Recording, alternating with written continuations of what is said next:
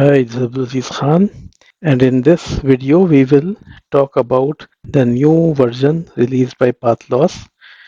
Basically, when Pathloss released one of their major versions, 6.01, in Pathloss 6, this was a major version, 0.01. So the first version was 6.01.00. I made a video on that.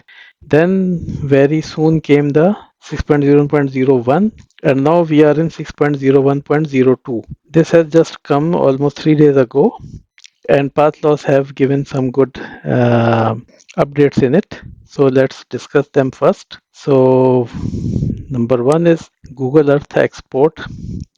So they say that it is fix some incorrect georeferencing when large studies are exported to Google Earth. So basically, because we have not done this, I did not export any study to Google Earth, so I'm not very sure that there was some incorrect georeferencing going on at the back end.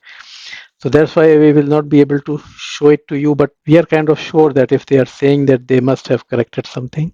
Second is that in Google Earth export, they added an option to export studies with all ranges to a single layer. So before, when we were exporting, it was exporting each layer individually to Google. Now you can have an option to make all the layers as a single layer towards Google. But as it is saying that individual ranges cannot be edited in Google Earth, so this is a kind of security as well. For example, if you don't want your individual layers to be edited, you want them to remain as it is, then you can make them a single file, a single layer, and then send it. So this may be a good thing. The KMZ file should also be smaller, so we will check it. Other thing that they did is that the description of a study now contains a colored legend. Fine. Added a weight cursor when the KML is exporting so that you know that something is going on. Temporary files are now created in a temp folder, which is also good. Okay. So next, that they fixed a bug in local and area studies when using category land use clutter with exclusion zone that would cause the clutter to not to be used on some radials. Frankly speaking, I don't have any idea that how it was going on, but if they have fixed something, then it's always good. In traffic demand, they added an option to use a custom user imported file. This I will definitely check. I will share with you. It should be something good that you have a user imported file so that you can give it. For example, you have some other tool and you are creating a data requirement, I mean customer data requirement or traffic requirement from that tool. So you can get the file and give it to Pathloss so that it can use it. I feel it's a good thing. But as I told you that I don't have the LTE radios for the time being, I'm asking my friends, so I cannot show it to you, but I will at least show you the options. Then they added reflection view utility. Okay, we will check it. Then they fix potential crash when regenerating cities from existing base station. Because we were not able to find these potential these crashes, so I mean we are fine. They use path inclination option was not saving the link design rules. So path inclination option was not saving in link design rules. They have corrected it hopefully. Then they fixed crash on OH loss calculation. This I have seen sometimes that when you are calculating the OH loss, then it crashes. So they have corrected it. And when you are doing interference optimization, and if you change a radio for that, at that time also it was crashing. Because I have not done that, so I'm not very sure. But if it is fixed, then it's fine. So let me upgrade my Pathloss and let me come back to you. Just give me a minute. We will meet again. I have upgraded my Pathloss. Let me show it. So you can see this is now 6.01.02. Okay, so we are kind of good to start. And let me go through the email again.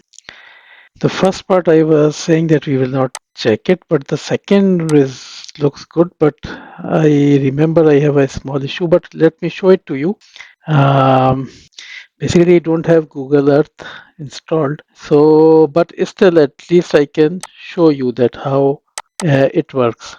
For example, you have this. Because I have very small. This is a kind of study links only, nothing particular. But if you go to export, and you go to Google Earth, now you see it has some things. Like for example, you can export local studies as a single image. This is the one that it is mentioning. And for the area studies also, you can either exclude the whole area studies, or you can add it, or you can add that for each region there should be a each range should be in a different layer. What I will do, I will just do two exports. One I will do with this as a single image, and one I will do as a multiple image, and I will ask you that layer for each range in study. I will add it.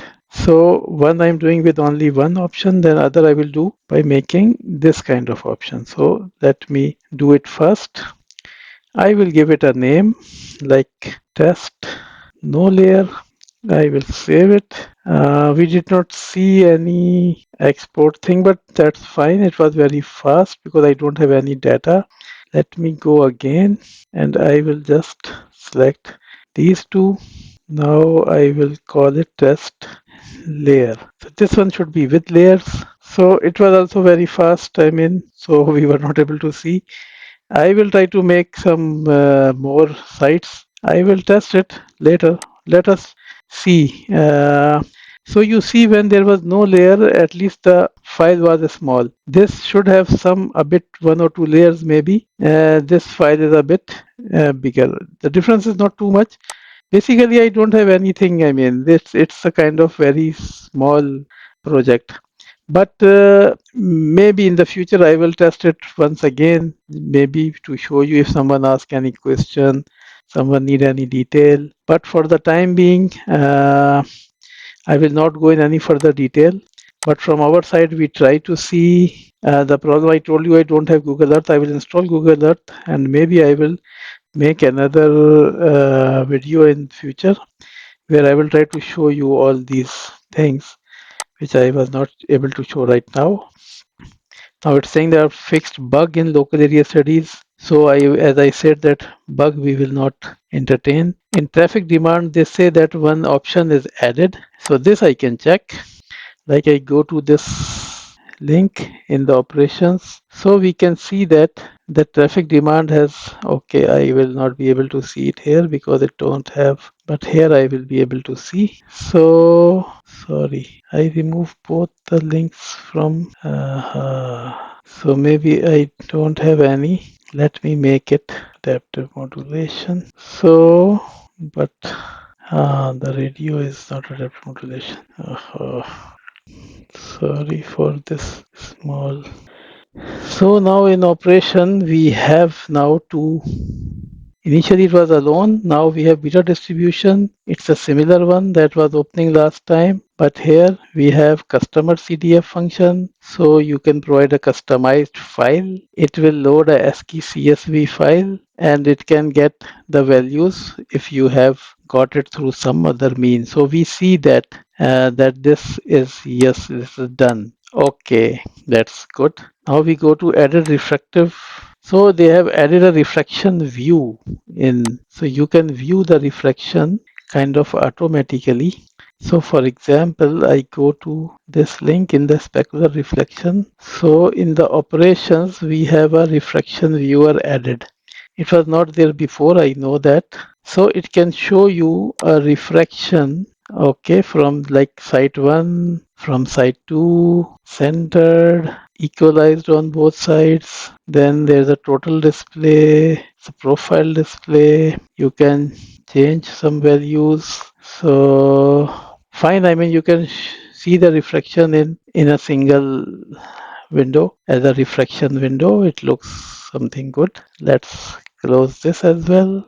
So all the remaining things, as I told you, it is not very easy to be shown. But as we see that the above three, four things are done, so I'm sure that the potential crash and use of this path inclination, OH loss crash, and interface optimization crash, I'm very sure that these should also be corrected. So I hope that we are good, and we saw everything, and it looks Like as I said in many of my videos that yes, the tool is going through very nice changes, and it is making things easy for its users. So I hope that whoever is following my videos, he should like it and he should be using these new features. If you have any question, any query, if you are not able to do anything, just let me know. But still keep in mind that I don't have LTE radios, which I am still missing. But as soon as I will get, I will make a new video to tell you that I have those radios now and I can work on those, and I will share my experience. So see you in my some other video. Goodbye.